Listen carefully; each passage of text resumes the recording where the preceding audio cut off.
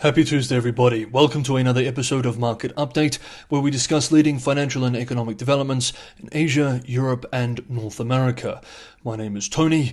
It is a big episode today. We have a lot to cover, so let's jump in. First up, we begin in North America. Global markets rallied sharply Monday after the United States and China unveiled a surprise agreement to slash tariffs, delivering investors a long-awaited signal that tensions between the world's two largest economies may finally be easing. On my other channel, China Update, we do a deep dive into the political and geopolitical implications of this move over the weekend. That will go live 90 minutes after this video. Here we will discuss the market reaction and implications economically. Wall Street led the global surge, with the S&P 500 climbing more than 3% and blasting through key technical levels to trade above its April 2nd Liberation Day mark, the day US President Donald Trump first unveiled the now paused wave of tariffs. The Nasdaq 100 roared back into a bull market, up 4%, while the Dow Jones Industrial Average jumped over 1,000 points. Big tech mega caps rallied 5.7%, led by Apple, which surged after reports of high-level contact between Trump and CEO Tim Cook. So what happened? Well, in Geneva over the weekend, trade officials struck a truce. Both sides agreed to slash tariffs for 90 days. Beijing lowered levies on most US goods to 10% from 125%, while Washington said it will cut duties on Chinese imports to 30% from 145%. China also announced the suspension of so-called non-tariff countermeasures, such as rare earth export controls. The risk-on tone reverberated across asset classes. The dollar surged to a one-month high against the euro and yen, rising the most since the post-election rally in November. Treasury yields climbed as traders pared back expectations of Federal Reserve rate cuts, now pricing in just 2 reductions for 2025. The 2-year yield rose 12 basis points to top 4%. Quote, "This is a big positive surprise," end quote, said Jeff Buchbinder of LPL Financial, adding, quote, "No one had these low tariff rates on their bingo cards. Worst case scenarios have been taken off the table, at least temporarily." End quote. Indeed, the announcement forced a scramble to unwind popular defense trades. Gold, bonds, and volatility bets, all havens during the worst of the tariff standoff, sold off as investors rotated back into equities. Positions that assumed multiple Fed cuts are now under pressure, with the swaps market pricing only 56 basis points of easing by year end, down from 75 just last week. Markets cheered not only the immediate tariff relief, but also the establishment of an ongoing economic and trade consultation mechanism. US Treasury Secretary Scott Bessent emphasized that neither side wants to decouple and hinted at potential purchasing agreements from China. He also noted, quote, robust, end quote, talks on fentanyl exports, a key issue for Washington. Goldman Sachs is less pessimistic on its outlook for the US economy now too. Analysts at the bank on Monday now forecast a 35% chance that the US economy will fall into recession this year, down from 45% last week. Goldman also raised its 2025 US growth forecast by 0.5 percentage points to 1%. They noted that, quote, meaningful easing in financial conditions over the past month, end quote, also factored in their updated forecast. Others also now argue that the worst is behind us. In a note published today, Global Chair of Research at Barclays expressed, quote, peak tariffs are very much in the past. We will take a growth hit this year, but that is different from a recession. Markets are defaulting to assuming that we are now in a 10-30 world. 10% tariffs on most of the world, 30% on China. End quote. Still, analysts remain cautious. Quote, think of this like a trade embargo being lifted, at least for now, end quote, said Kelly Cox of Britholtz Wealth Management, adding, quote, tariffs are still high, consumers and companies will feel some pain, but at least trade flows might normalize. End quote. Carol Schlief of BMO Private Wealth said the temporary nature of the deal is key. Quote, investors will now be focused on signs that the temporary fix can be turned into a lasting agreement. End quote. Strategists at Morgan Stanley warned against excessive optimism, noting that 2 of 4 conditions for a durable bull market, a dovish Fed and low long-term yields, have yet to be met. Others pointed to lingering economic risks. Quote, "The current tariff environment still poses elevated risks of both higher prices and slower growth," end quote, said Chicago Fed President Austin Goolsbee, adding, quote, "The temporary nature of this deal does little to alleviate the broader uncertainty," end quote. Yet for now, sentiment is improving. Trump's market timing also appears vindicated. The S&P 500 has staged one of the biggest rallies under his presidency since he told reporters in early April that it was, quote, "a great time to buy," end quote. As Chris Larkin at E-Trade put it, quote, "With trade risk fading, it's up to inflation, retail sales, and earnings to keep the rally alive."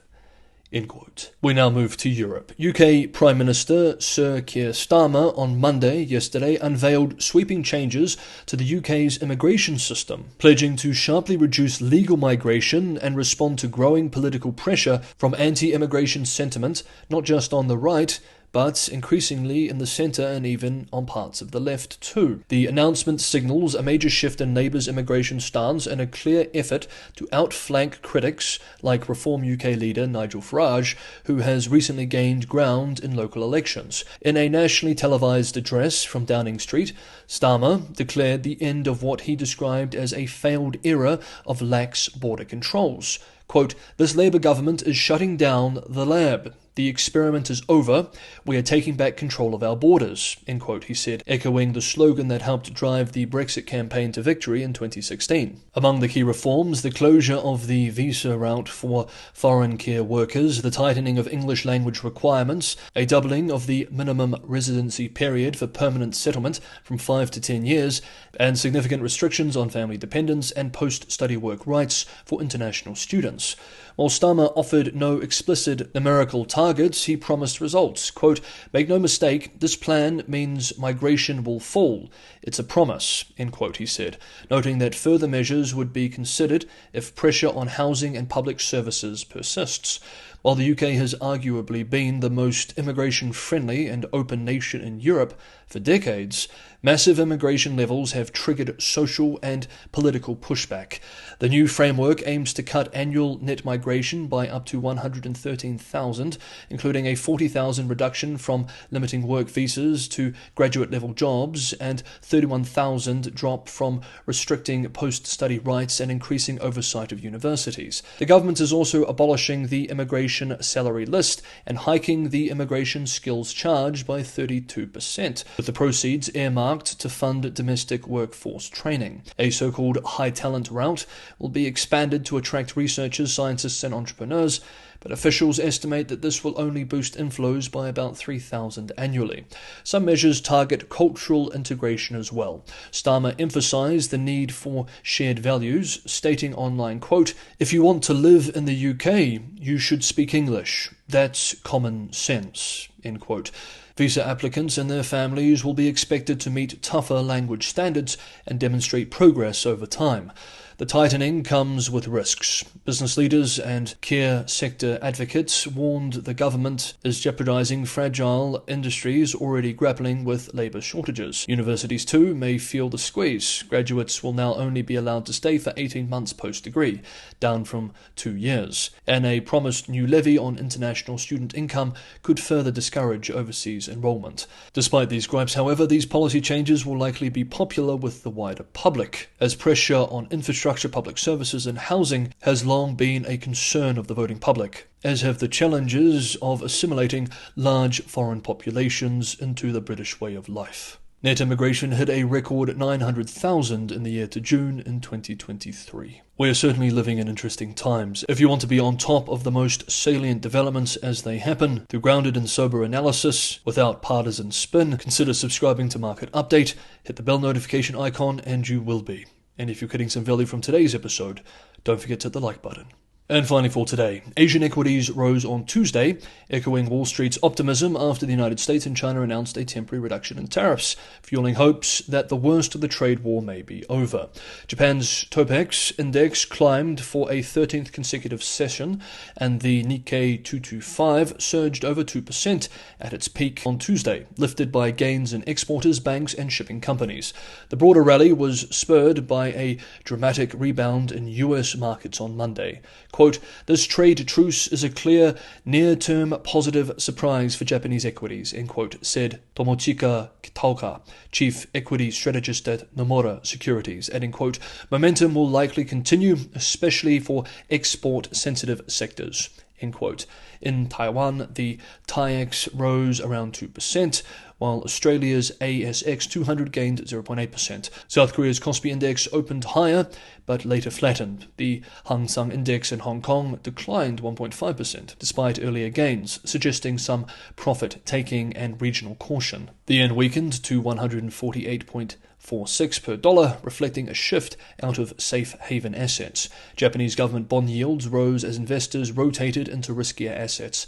The 10-year JGB yield hit a one-month high of 1.465%. Market analysts say the latest tariff pause has rekindled risk appetite across the entire Asia region. HSBC strategists noted that the US administration's softer tone suggests further dips in equities may be viewed as buying opportunities. However, they warned that future negotiations may remain volatile. China's CSI 300 gained for a second day, buoyed by relief in markets. Daiwa Capital's Patrick Pan expects the Hang Seng to rebound toward its March peak, with tactical opportunities in sectors previously hit by tariffs.